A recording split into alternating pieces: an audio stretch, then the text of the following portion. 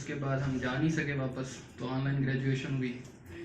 तो और उसके बाद मैंने तैयारी की, आपके सामने NLE 1 हुआ, कुछ लोग अपेयर हुए कुछ नहीं हुए, लेकिन अल्हम्दुलिल्लाह वो पास हुआ। उसके बाद NLE 2 के लिए यहाँ आए हाउस जॉब फ्रीज करा के, और यहाँ तैयारी की। सर का जो एक एक लफ्ज़ था वो बहुत इंपॉर्टेंट था, वहाँ स्टेशन पे बड़ा हेल्पफुल था।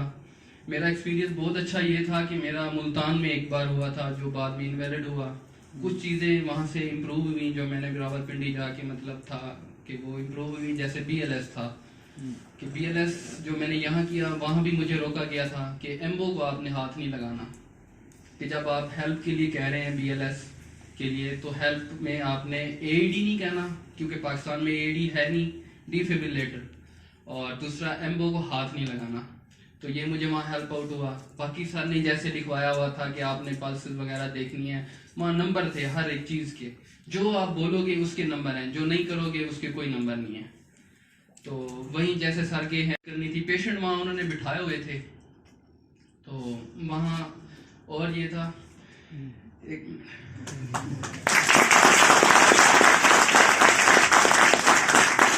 बाकी सर देखिए इस टाइम इनको माशाल्लाह से मोर देन 400 आईज स्कैन कर रही हैं, तो सांस तो रुकेगा ना, ठीक है, इतना तो बनता है, ठीक है। अरे मेहरबानी गहरा लंबा सांस। बिल्कुल हाँ ऐसे ही हुआ, बिल्कुल आप सही कह रहे हैं।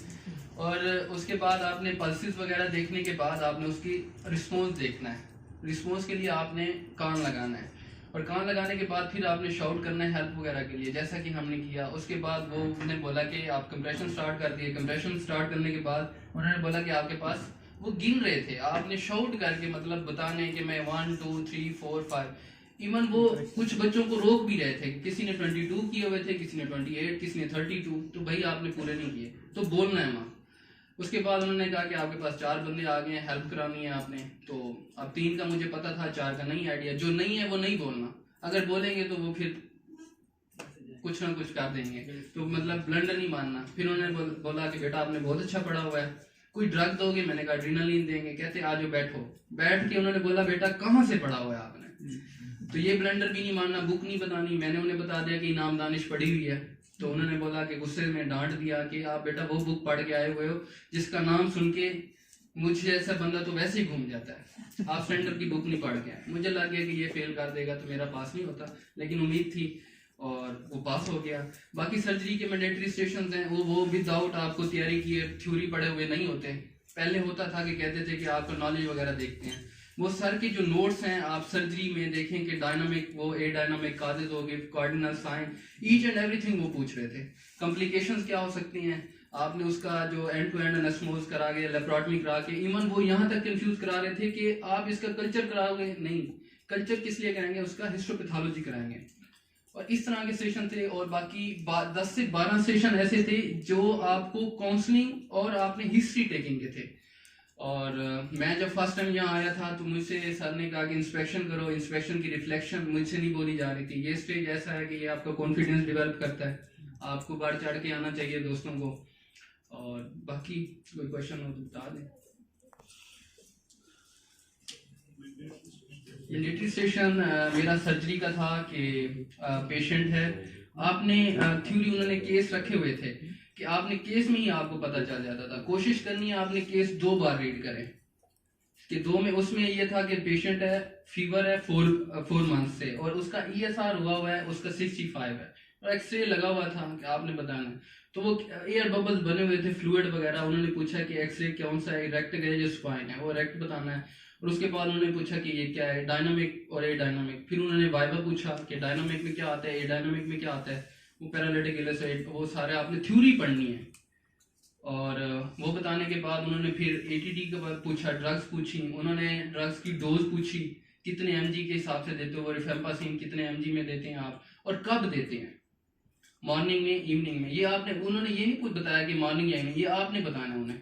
और जो बच्चा वहाँ वाइवा दे रहा था उसको वो अप्रिशिएट भी कर रहे थे और उसको कंफ्यूज भी कर रहे थे, जो नहीं बोल रहा था उसको नहीं दे रहे थे। मेरे आगे एक था, काफी एजेड थे, ऑलमोस्ट 50 प्लस के थे, रशियन ग्रेजुएट। मेरे सामने उन्होंने, मैं अपने मेरे 14 स्टेशन के नंबर मेरे सामने लगाए गए थे, तो उन्हें मैं देख रहा था कि 4-8 नंबर दे रहे थे, और इवन वो पूछ भी रहे थे बेटा इन्होंने क्यों नहीं तैयारी की हुई, आपने क्यों तैयारी की हुई है। फिर बता रहे थे कि सर हर किसी का अपना इंटरेस्ट होता है। ऐसे इसी चीज़ मेरे पास जो इधर आई थी मुल्तान में थी, वो थी इंटीरियर वॉल MI की, और उधर जो आई हुई थी एट्रियल फिब्रिलेशन की, वो नोट्सों में लिखा हुआ है कि मैनेज कैसे करना है, एक्यूट की कैसे है, क्रोनिक की कैसे, पहले रेट कंट्रोल करोगे या रिदम के लिए कौन सी ड्रग्स है और रेट के लिए कौन सी ड्रग्स हैं। तो ये सारी आपको थ्योरी पढ़नी पड़ेगी। थ्योरी के बगैर आपको, मेरा नहीं ख्याल कि आजकल के उसमें अगर हो जाए, दुआएं भी होती हैं और लक भी आपका मैटर करता है। उसके बाद हिस्ट्री वगैरह, वो लाइक मेरे पास था कि लेप्रोस्कोपिक पेशेंट की लेप्रोस्कोपी करनी है, कोलीलिथियसिस है उसको, एक्यूट कोलिसिस्टाइटिस है उसको, इवन पोर्ट तक बताना है कि कहाँ कहाँ पोर्ट आपने डालने हैं। लेकिन मैं अल्हम्दुलिल्लाह मेरी हाउस जब 19 जैन को ख़त्म हो रही है, मेरी हाउस जब की हुई थी तो उसने काफ़ी हेल्प किया। तो बाकी उसके कॉम्प्लिकेशन, इवन पेशेंट ये कह रहा था कि मुझे मेरा ये पित्ता निकाल देगा, मैं मर जाऊंगा, मेरे लिए अलहदा से खुराक बनाई जाएगी। तो वो फैट फ्री हम डाइट देते हैं, तो उन्हें बताना था कि चिकनाहट वगैरह या ऊपर जो चीज़ होती है वो आप साइड पे करके नॉर्मल जो जिंदगी है वो गुजार सकते हैं। ऐसे पीड्स का था, पीड्स था कि फीमेल है, 15 दिन से उसका बच्चा पैदा हुआ है, और डॉक्टर उसको कह रहा है कि आप इसको फार्मूला फीड कराएं, और उसकी साथ जो है वो उससे लड़ाई कर रही है कि आप इसको मदर फीड कराएं। तो उसकी काउंसलिंग करनी थी कि कॉम्प्लिकेशन बताने थे फार्मूला फीड के, और बेनिफिट बताने थे कि मदर फीड के। तो इस तरह था। आगे फिर एस्टमा की हिस्ट्री थी, वैसे वो जो हमने सर के पढ़े हुए, मैं जो पहले शुरू में अजीब लगते थे कि पैफ डीन से क्या होता है, और जब ऐसा ऐसा प्रैक्टिस करते गए तो आपको एक आइडिया हो गया कि पैफ में पी से आपने क्या पूछना है, आगे एलर्जी में AF, ये सारी आपने क्या, फिर एंटीनेटल आपने उससे हिस्ट्री लेनी है, नेटल, पोस्ट नेटल, और डेवलपमेंट मतलब फीडिंग हिस्ट्री, इम्यूनाइजेशन, वो सारे डेवलपमेंटल जो उसके वो हो गए मोड्स वगैरह वो पूछने हैं। और फिर आपको ने नोट्स जो हैं हमारे क्लिनिकल स्टेप 2 वाले जो हैं, उसमें सर ने एस्मा ट्रीटमेंट स्टेप 1 में क्या होता है, स्टेप 2 वो जो हमने पढ़े हुए हैं वो बताने हैं उन्हें। और आगे मेरा गायनी का सेशन था। गायनी में ये था कि फीमेल है 30 years old, उसको इंटरक्रॉस और ड्यूरिंग मेंसेस पेन होता है, तो उससे हिस्ट्री लेनी थी। पेशेंट बैठा था और डायग्नोस बताना था, एंडोमेट्रियोसिस, आपको सबको पता होगा। लाइक थ्योरी आप पढ़ेंगे तो फिर है। आगे पेशेंट थी 36 years old थी, उसको कोई मेडिकल कोई इशू नहीं है, उसको आपने कंट्रासेप्टिव बताने हैं, कितने टाइप्स के होते हैं, और वो फिर पेशेंट बताएगा कि मुझे क्या क्या करना है, सारे बताने आपने। नॉर प्लांट करते हैं, इंट्रायूट्राइन वो कॉपर डिवाइस जो है वो होगी, OCPs होगी, ये सारी आपने उन्हें बतानी है। आगे था ENT का, ENT के आपको नोट्स पढ़ने, एक्सटर्नल ओटाइटिस मीडिया पिंडी में आया हुआ था। लास्ट टाइम जो मेरा उधर आया था टेम्पेनिक मेम्ब्रेन परफोरेशन हुई थी, वो क्या करोगे, वो टेम्पेनोप्लास्टी और उसको वॉश वगैरह करोगे, और जो कल्चर पड़ा हुआ है तो उसको अगर आप कोई इन्फेक्शस है तो फिर उसका कल्चर वगैरह करा लोगे। आई एग्जामिनेशन था लास्ट टाइम पे मेरा, वो डायबिटिक सर जैसे कराते हैं वो आपका यूज करना भी आना चाहिए, फंडोस्कोपी। और फंडोस्कोपी हमेशा आपने कंपैरिजन करने हैं। वहाँ स्टूडेंट कुछ थे कि आपने सिंगल आई देख के थैंक यू वगैरह, वो पेशेंट से कंसेंट हर चीज का लेना है, उसको बताना है, हर प्रोसीजर बताना है, जैसे जैसे आप एक एक मतलब जो आप लफ्ज बोलेंगे उसके नंबर हैं, और ऐसे था उसको प्रोसीजर बताना है, थैंक यू करना है। आगे था काउंसलिंग थी, DNR वगैरह करना है, जैसे डोंट रिससिटेशन, ये सर ने बहुत अच्छे से कराया है, वो करना था। और बाकी मेरा आई का एक और जो पिंडी में था, 4th क्रेनियल नर्व का एग्जामिनेशन, कौन से मसल को, SO4 LR6 वो आपको आइडिया हो कि सुपीरियर ऑब्लिक। फिर एग्जामिनेशन सर जो लास्ट टाइम आपने पिक्चर बनवाई थी हमारी इधर, वो बड़ी है जी सर, वो बड़ी हेल्प आउट की, लेकिन नंबर उसमें 14 दिए थे, नहीं दे रहा था। परेशान हुई, अभी हम CNS की एग्जामिनेशन स्टार्ट किया ना, उसमें हमने इंशाल्लाह कल क्रेनियल को एग्जामिनेशन स्टार्ट करना है, तो उसमें इस पर बातें करेंगे, ठीक है। अभी आप सुन लीजिए, इससे इंशाल्लाह कुछ ना कुछ आपको काफी हौसला होगी। आगे मेडिसिन का सेशन था कि पेशेंट है 30 years old, 6 मंथ से उसे फीवर है और वेट लॉस हो गया उसके 7 kg, लाइक कैंसर की तरफ वो जा रहा था। उसकी हिस्ट्री लेनी थी और काउंसलिंग वगैरह करनी थी, और उसको डायग्नोस आपने क्या करना है, स्क्वेमस एडिनो वो पूछ रहा था कि स्क्वेमस सेल कार्सिनोमा है या एडिनो स्टमक का, तो वो आपको पता होगा अगर थ्योरी पढ़ी है तो एडिनो। तो इस तरह आगे फिर BLS था, BLS में एक एक चीज वो पूछ रहा था, और सर से मैं कह देता हूँ कि जो चीजें वहाँ थी वो अब इम्प्रूव कराएंगे आप लोगों को। लाइक उन्हें ये चिढ़ थी कि जैसे हम AED बोलते थे तो वो गुस्सा हो जाते थे, मुल्तान में भी गुस्सा हुआ था और पिंडी में भी वो गुस्सा हुआ। इवन वो कहते हैं कि आप लोगों को पता है कि एईडी होता क्या है। हमने बताया उन्होंने भाई ऑटोमेटिक इलेक्ट्रिक डिफिब्रिलेटर होता है, इसके 2 पैच होते हैं, एक लेफ्ट साइड पे होता है, एक राइट साइड पे। वो कहते हैं जो पाकिस्तान में है आप वो बताओ। तो ये सर ये बाकी सीबीएस एग्जामिनेशन वो हमने यहाँ बड़े अच्छे से किया कि सांस अंदर लें बाहर निकालें, वो बड़े अच्छे से आप लोगों ने कर लिए होंगे। और ऐसे ही चेस्ट का एग्जामिनेशन बीएलएस में देखिए हमने अब ये चूंकि पीएमसी का एग्जाम फर्स्ट टाइम हुआ था ना, अब ग्रेजुअली ये सब चीजें और क्लियर होती जाएंगी, ठीक है। अब इस तरह से एएडी बीएलएस का ये पार्ट है एएडी, अब पाकिस्तान में तो अवेलेबल नहीं है, ठीक है। तो अब देखिए अब ये यहाँ से आइडिया होगा कि वो एएडी को लाइक नहीं करते, उसकी जगह डिफिब्रिलेटर लाइक करते हैं। अब उसमें सिंपल है कि अगर आपका outside of the health facility किसी को कार्डियक अरेस्ट होते हैं तो वहां तो आपके पास डिफरेंट प्लेसेस पे एएडी अवेलेबल होते हैं, पुलिस स्टेशन के ऊपर, रेलवे स्टेशन पे, एयरपोर्ट के ऊपर, पब्लिक प्लेसेस पे, बस स्टेशन पे ये एएडी लगा होता है। मैंने आपसे बात की पाकिस्तान में एएडी अवेलेबल है, ठीक है। तो अब ये चीजें आपने देखनी है। और इसके अलावा बीएलएस में कोई और जो पॉइंट्स वहां पे उन्होंने किसी चीज को हाईलाइट किया सर और जो कर रहे थे वो सीक्वेंस चेक कर रहे थे। लाइक पहले आपने पास जाके पर रिस्पांस चेक करना है। अच्छा इन्होंने कहा 4 मेंबर्स हैं, टीम मेंबर्स हैं, तो क्या करेंगे ये मैं इंशाल्लाह ये मैंने आपको बताने 6 टीम मेंबर्स होते हैं बीएलएस एसीएलएस या बीएलएस की टीम के। हर जो इसमें मेंबर्स का अपना फंक्शन होता है, ठीक है। अब जैसे अभी मैं साथ ही रिपीट यहाँ बोल दूं, मुझे फिर बताइए कि मैं इसको इंशाल्लाह लिखा भी दूंगा। तो नॉर्मली जब आप शाउट करते हैं, एक आपको कोड ब्लू अनाउंस होता है, हर जगह पे कोड ब्लू की टीम होती है, 6 उसके मेंबर्स होते हैं। उसके मेंबर्स बहुत सिंपल है, सुन लीजिए फिर लिख लीजिए। ये पहले मेंबर का काम क्या है, एक उसमें टीम लीडर होगा, एक टीम लीडर जो सबके फंक्शन को डिजाइन करेगा। इनसे कहेगा जी आप कंप्रेशन स्टार्ट करें, ये कंप्रेसर है। सेकंड को कहेगा जी आप अमू बैगिंग करें, आप थर्ड को कहेगा जी एईडी अप्लाई करें, ये डिफिब्रिलेटर अप्लाई करें। फोर्थ से वो कहेगा जी सिक्योर आईवी लाइन।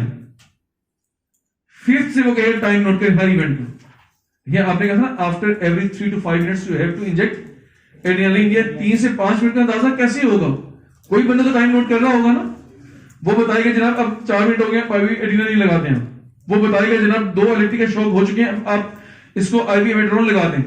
तो एक बंदा हर इवेंट का टाइम नोट कर रहा होगा, ठीक है। वो बताएगा जनाब 2 मिनट पूरे हो चुके हैं, अब आप एईडी अप्लाई करें, डिफिब्रिलेटर अप्लाई करें आप। तो एक बंदा से 6 टीम मेंबर होंगे, ठीक है। आपकी एसीएलएस टीम बीएलएस टीम के आपके 6 टीम मेंबर्स होते हैं। हर टीम मेंबर का अपना ही फंक्शन है। उन 6 टीम मेंबर्स के अंदर एक जो टीम मेंबर है उसको आप लीडर कहते हैं, जो हर किसी के फंक्शन को मॉनिटर भी कर रहा होता है, उसको कमांड भी दे रहा होता है। और वो ये भी डिसाइड करता है अब ये बंदा थक गया, आप वहां मुंबई पे चले जाएं, आप कंप्रेसर पे आ जाएं, ये टाइम मैनेज की तरफ आ जाइए, इस तरफ चले जाइए। वो उसके रोल डिफरेंट इंडिविजुअल्स के वो चेंज भी कर रहा होता है, हर किसी के रोल को मॉनिटर भी कर रहा होता है, हर किसी के रोल को वो उनको गाइड भी कर रहा होता है। आप ऐसे करें, आप ऐसे करें। एक टीम लीडर होता है, ठीक है। एक टीम लीडर, आप सोचे नहीं पेशेंट बढ़ा हुए क्या क्या काम होंगे, एक पूरे काम को लीड कर रहा होगा। नंबर 2 क्या कर रहा होगा, कंप्रेसर। नंबर 3 क्या कर रहा होगा, अबू बैगिंग। थर्ड क्या कर रहा होगा, डिफिब्रिलेटर अप्लाई करेगा। फोर्थ क्या करेगा, आईवी लाइन सिक्योर करेगा। इंजेक्शन के ऊपर होगा, एड्रेनलिन के ऊपर होगा, एमेड्रोन के ऊपर होगा। और सिक्स इंडिविजुअल क्या करेगा, टाइम मॉनिटरिंग करेगा। हर इवेंट का वो टाइम मॉनिटर कर रहा होगा। तो ये 6 टीम मेंबर होते हैं, ये बीएलएस की प्रॉपर्टी है जी। और बाकी वो ड्रग्स वगैरह पूछा उन्होंने, एड्रेनलिन लगानी है, वहीं 3 to 5 मिनट्स के बाद उसको रिपीट करना है 3 टाइम्स पे। तो देखिए ये आपने याद रखना है कि ये जो आपके पास आईवी एड्रेनलिन, ये बीएलएस का पार्ट नहीं है, ये एसीएलएस का पार्ट है, ठीक है। It's a part of ACL. तो ये बीएलएस से पूछ रहे हैं आपसे। देखिए ना, ये अब वो है स्टेशन था बीएलएस का, और पूछ वो एड्रेनलिन के बारे में मैंने आपसे बात की ना। बीएलएस और एसीएलएस में डिफरेंस किस बात का है, एक आपके इक्विपमेंट का डिफरेंस है, ठीक है। बीएलएस के अंदर आपके पास एडी होगा और एसीएलएस में आपके पास डिफिब्रिलेटर होगा, ठीक है। दूसरा मेडिसिन का आपके पास डिफरेंस है। बीएलएस के अंदर कोई मेडिसिन आप यूज नहीं करते, एसीएलएस में आप आईवी एपिनेफ्रिन और आईवी एमेड्रोन यूज करते हैं, ठीक है। और देखिए वहां पे इन्होंने बीएलएस और एसीएलएस को मिक्स करके वहां काम करते थे, ठीक है। अब देखिए आपको हर चीज प्रॉपर्ली आनी चाहिए, और उसके बाद आपने चीजों को ऑप्टिमाइज करना है, कस्टमाइज करना है अकॉर्डिंग टू द एनवायरमेंट, कि क्या वहां डिमांड चल रही, क्या रिक्वायरमेंट चल रही, उसके अकॉर्डिंग आप चीजों को टेलरिंग करेंगे आप, ठीक है। और आगे मुझसे उसने पूछा जो एड्रेनलिन देंगे उनमें यूनिट्स कौन से, 1000, 1.1000 या 1 लाख वाली। तो मैं थोड़ा कंफ्यूज हुआ, मैं चुप कर गया। और बार बार वो मुझसे पूछ रहा था कि 4 बंदे आए हैं तो क्या करोगे आप। 3 का मैंने बताया कि एक इमरजेंसी ट्रॉली लेके आएगा, वो सिक्योर करेगा आईवी, दूसरा डिफिब्रिलेटर लेके आएगा, तीसरा एम्बो करेगा, चौथा मेरे जहन में था कि वो मेरे साथ 20 मिनट की है अभी, मतलब कंप्रेशन स्टार्ट करने, वो मेरे साथ रेस्ट कराएगा। लेकिन मैंने नहीं बोला वहाँ कि वो बोलना चाहिए जो उसे पसंद आ जाए, तो वो थोड़ा उसने मुझे वो बुक की वजह से डांटा। बाकी वो 4 लीडर का है ना, नॉर्मली 6 होते हैं, एक इनको मिलाकर 5 हो गए, ठीक है। तो उनमें से एक टीम लीडर कहते हैं आप, एक को आप टीम लीडर कहते हैं, ठीक है। टीम लीडर का होना बहुत जरूरी है। तो टीम लीडर भी बाकी टाइम मैनेजमेंट वो भी कर सकता है। अगर 4 मेंबर कह रहे हैं 5 और ये हुए, तो उसमें फिर जो एक बचा उसको आप टीम लीडर का रोल देते हैं आप, ठीक है। और अगर आप कहें जी मैं तो कहूंगा जी टाइम काउंट करें, तो अब फिर सबको लीड कौन करेगा? सबसे इंपॉर्टेंट रोल टीम लीडर का, ठीक है। नेक्स्ट। और ये जो क्वेश्चन था सिंगल लाइन था, पेशेंट है हमारे पास, उसको हायोसिन इंजेक्शन दिया है और वो बीपी लेस पल्सलेस हो गया। इवन उसने ये मुझसे पूछा कि हायोसिन का पता है, तो मैंने उसे कहा कि ये एंटी कोलिनर्जिक है, मस्क्रीन है। लेकिन वो मुझे ये याद था, थ्योरी से मैंने पढ़ा था, हैज फार्मा में सर ने एक फार्मूला याद कराया था, हैज हायोसिन, तो वहां से वो पिक हुआ। उससे आगे फिर मुझसे नहीं पूछा साइड इफेक्ट वगैरह, तो शायद मुझे उस टाइम ना ही आते। तो लाइक ये थ्योरी आप करेंगे, ये सिंगल लाइन चीजें थी। इवन अक्सर बच्चों को वो कह रहा था कि आपने वो एम्बुलेंस को कॉल क्यों नहीं की, हायोसिन का पूछ रहा था, नहीं बता रहे थे। थ्योरी इंशाल्लाह आप पढ़ेंगे तो पेपर इंशाल्लाह आपका पास हो जाएगा। और ऐसे आई का एग्जामिनेशन था कि उसके अंदर लिखा हुआ था कि फोर्थ साइड की, फोर्थ आई की मतलब fourth cranial nerve right side की आपने एग्जामिन करनी है। तो वो कमांड जरूरी थी। अक्सर दोस्त हमारे फेल इस वजह से उन्होंने किया कि वो लेफ्ट से स्टार्ट हुए, उन्होंने रीड नहीं किया, फोर्थ है ठीक है हमने स्टार्ट कर दी। तो कमांड पढ़ना बहुत जरूरी है वहाँ पे।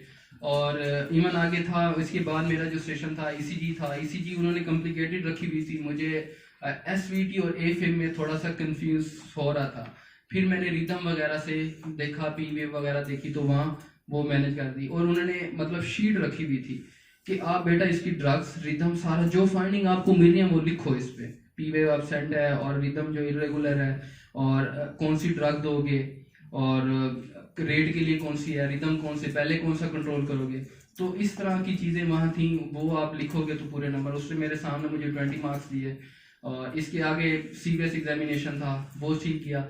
इवन आगे जाके था कि 6 ईयर से स्मोकर है, उसको अब आया हुआ शॉर्टनेस ऑफ ब्रेथ के साथ, उसकी बैक की मतलब चेस्ट का एग्जामिनेशन करना है। हमारे दोस्तों ने कुछ ने बस वो पढ़ के एग्जामिनेशन है तो फ्रंट स्टार्ट कर दिया। तो ये चीजें थी, थोड़ी थोड़ी वो मैनेज करनी थी। बाकी आगे था आर्थोगस एक था कि एग्जामिनेशन नी है, वर्कर है, आपने पेशेंट बैठा था, पेशेंट से कुछ नहीं पूछना। वो एग्जामिनर ने आपको बताया कि 4 ईयर से ये फैक्ट्री में काम कर रहा है, वहाँ ये खड़ा रहता है, इसका एक यूनिलेटरल जो है वो स्वेलिंग है नी, तो आप इसका एग्जामिनेशन करो। तो वो मतलब इतना अच्छा तो नहीं गया, अपनी तरफ से मैंने ट्राई बहुत की। सर का जो लोअर लिम्ब में जैसे है टून, टेंडरनेस और वो सारी देखी, फिर उसकी पल्सेस वगैरह, बायलेटरल, हमेशा ये सीक्वेंस। ये जो टोन टेंडरनेस हमने सीनस के एग्जामिनेशन स्टार्ट किया ना, उसमें हम पढ़ेंगे examination of the motor system, उसमें सब कुछ करेंगे, ठीक है, परेशान नहीं होना, ठीक है। तो सीनस की एग्जामिनेशन, मोटर सिस्टम एग्जामिनेशन में टोन, टेंडरनेस, रिफ्लेक्सेस सब बातें करेंगे, ठीक है। और इसमें सर कोशिश सर ये इसका एक अलहदा नी का एग्जामिनेशन जो है सिर्फ नी का, उसमें ये होता है कि मैंने जो कंपैरिजन किया, पहला टेंडरनेस वाली साइड को कंपेयर किया नॉर्मल साइड से। हमेशा ये होता है, जो उसने मुझे फिर थोड़ा सा डांटा भी, नॉर्मल से आप आते हो अब नॉर्मल की तरफ। फिर ये था कि पेशेंट की मैंने टून वगैरह चेक करने के लिए पैसिव मूवमेंट स्टार्ट कर दी, पेशेंट को कमांड नहीं दिया एक्टिव। हमने पढ़ा होगा रोमाटोलॉजी के नोट्सों में कि जब हम वहाँ करते हैं एक्टिव और पैसिव मूवमेंट्स होती है, तो एक्टिव ने खुद उठा के टांग आगे पीछे करना मतलब उसके स्टार्ट कर दी। फिर उसके बाद उन्होंने पूछा कि बस इसके बाद और कुछ करोगे, मैंने कहा बैक साइड भी इसकी देखूंगा। तो कैसे देखोगे, तो मैंने कहा टांग ऊपर उठा लूंगा। तो कहते ये छत से के साथ लगा दोगे, तो मैंने कहा नहीं सर। तो कहते कोई लेफ्ट लेटरल पोजीशन का पता है आपको, मैंने कहा यस सर। तो मैंने उससे कहा कि कराओ, फिर उसको बोला कि आप थोड़ी सी करवट बदले, मैंने आपकी बैक साइड देखनी है। तो ये चीजें थी। तो फिर मुझसे डायग्नोज पूछा क्या है, मैंने वो ऑस्टियोआर्थराइटिस बोला। ये जब ये एग्जामिनर आपको लीड करते हैं ना, उसका मतलब हर्गिज फेल करना नहीं होता, ठीक है।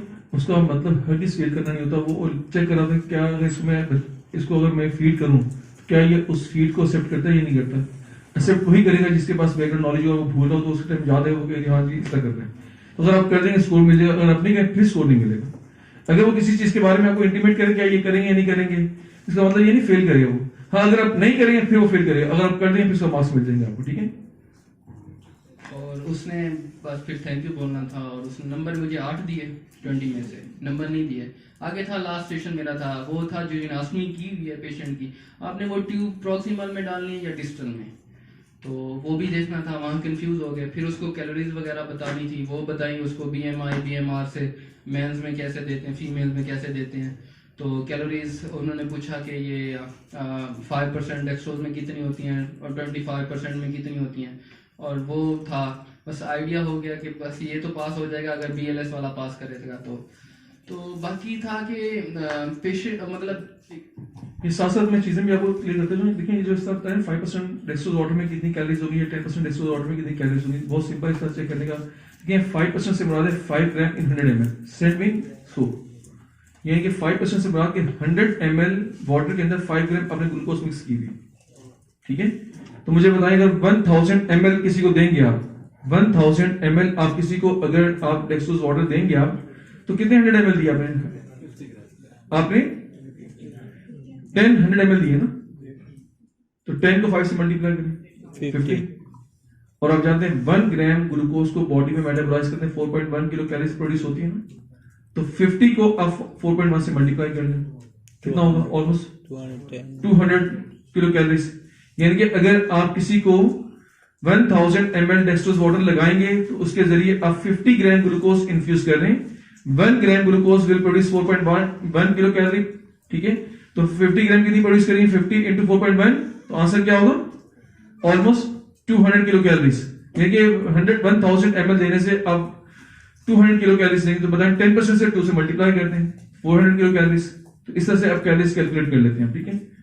और जो न्यूट्रिशन है कि कितने परसेंट कहां से लेंगे, बायोकेमिस्ट्री का पहला जो लेक्चर है डाइट और न्यूट्रिशन का, उसमें मैंने पूरा आपको वहां एक्सप्लेन किया हुआ है।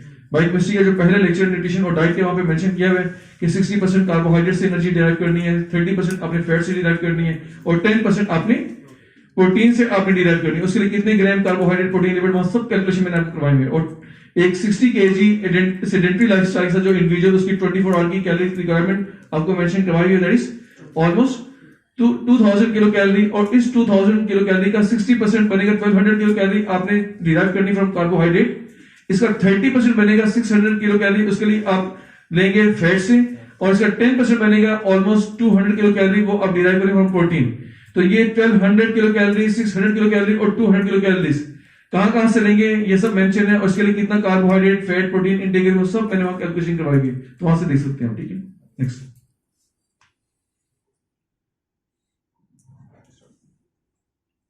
और जो मुल्तान में सर्जरी के लिए मेरे पास आया था पेशेंट, अपेंडेक्टमी हमने की है उसकी, 8 दिन बाद वो है डिस्चार्ज के साथ। तो फिर क्या कराएंगे आप उसका, तो वो था कि ओपन करेंगे उसको, जो डिस्चार्ज होगा उसका कल्चर करवाएंगे। और कल्चर उन्होंने कहा कि आ गया आप, तो उसमें कल्चर में ड्रग्स लिखी हुई थी, वो जिन पे सेंसिटिव था ये ड्रग्स हम देंगे, जिस पे रेजिस्टेंस लिखा हुआ था उन पर R लिखा और S, तो वो पूछ रहे थे कि क्या क्या है, जिसको आइडिया होगा तो वो हो जाता है। बाकी वो कॉम्प्लिकेशन पूछ रहे थे कि अपेंडेक्टमी आपने किया थी तो क्या करेंगे, कौन कौन से कॉम्प्लिकेशन, वो नोट्सों में लिखा हुआ है बहुत अच्छा कि वो एब्सेस हो सकती है, फिस्टोला, गैंग्रीन, ये सारे उसके अंदर लिखे हुए हैं नोट्सों में। तो ये नोट्स कर लें तो अच्छा, इससे मतलब वाइवा बहुत अच्छा हो जाता है। और वो ये कर रहे होते हैं कि जिसको बच्चे को आ रहा है, जो वाइवा दे रहा है, उसको वो कंफ्यूज करते हैं। लाइक वाइवा आपने 6 मिनट 6.5 मिनट होते हैं, तो वो चुप नहीं करते, आपको थ्योरी पढ़नी ही पढ़नी है। देखिए जैसे लाहौर के स्टेशन थे ना, तो वहां पे बच्चों के साथ मुश्किल 3 से 4 मिनट दे रहे थे, हर जगह पे चीजें वेरी करती। अब ये आपको जो मुल्तान में स्टेशन था, तो वहां कितना टाइम दे रहे थे आपको, वहां 4 मिनट दे रहे थे,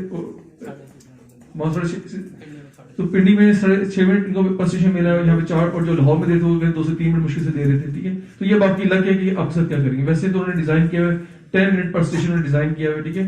और जैसे ये कहेंगे वो 6 मिनट बोलते चले जा रहे थे, पूछते चले जाते हैं, तो हर जगह ये नहीं है, ठीक है, हर जगह पे डिफरेंट चीजें चल रही है।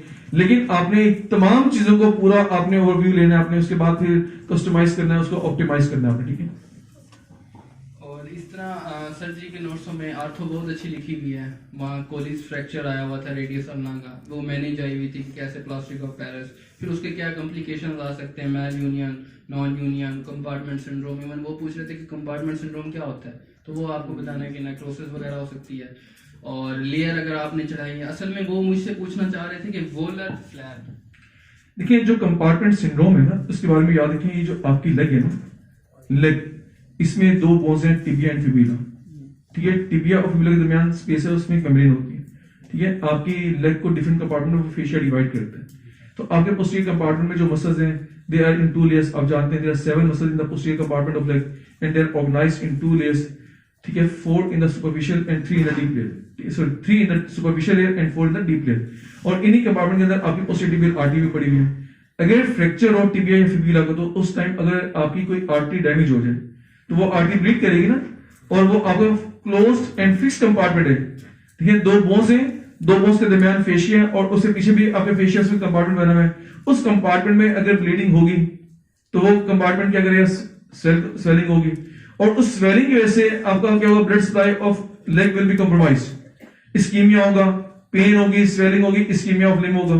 जितनी स्वेलिंग होगी उतनी इसकी वेस्कुलर सप्लाई कॉम्प्रोमाइज होती चली जाएगी। इसको अब कंपार्टमेंट सिंड्रोम कहते हैं। And compartment syndrome can be seen after fracture of the tibia and fibula. और उस फ्रैक्चर और टिबिया फिबुला में अगर आपकी कोई आर्टरी डैमेज हो गई है, एंटीरियर टिबियल या पोस्टीरियर टिबियल आर्टरी, तो उसमें कंपार्टमेंटल सिंड्रोम मिल सकती है आपको। ठीक है, नेक्स्ट।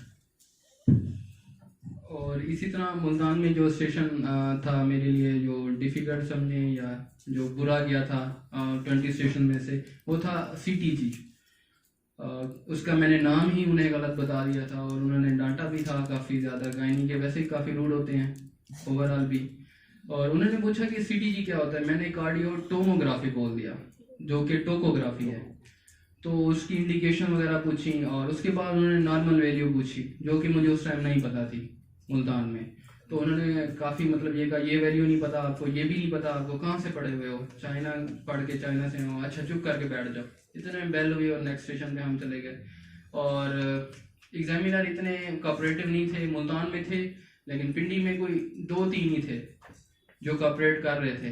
बाकी जो थे बस वो आप बता रहे हैं तो आपके नंबर लगा रहे थे मैक्सिमम, और नहीं बता रहे तो फिर वो आपको 0 तक भी बच्चों को उन्होंने दिए हैं।